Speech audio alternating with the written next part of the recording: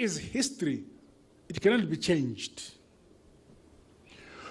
Muno matiri tina first lady vedu mai Mnangagwa vari muno. Asi the former first lady also vari muno mai Mugabe. Grace.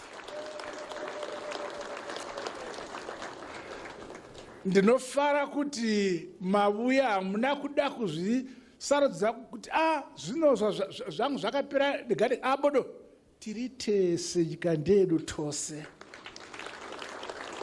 Zvakaitika zvasara sure hatiendei mberi.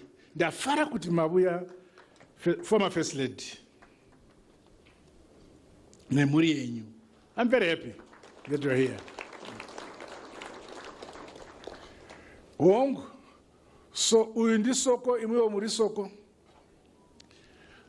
Uyu anoba but imwe handakambonzwa kuti munoba.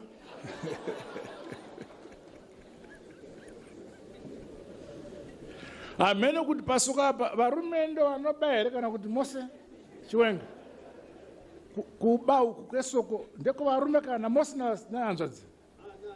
Dzinoba futi.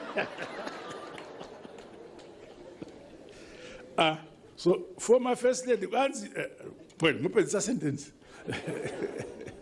I'm happy you have come.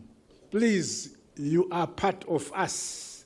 Never feel that you are not part of us, madam. Be with us as we move on.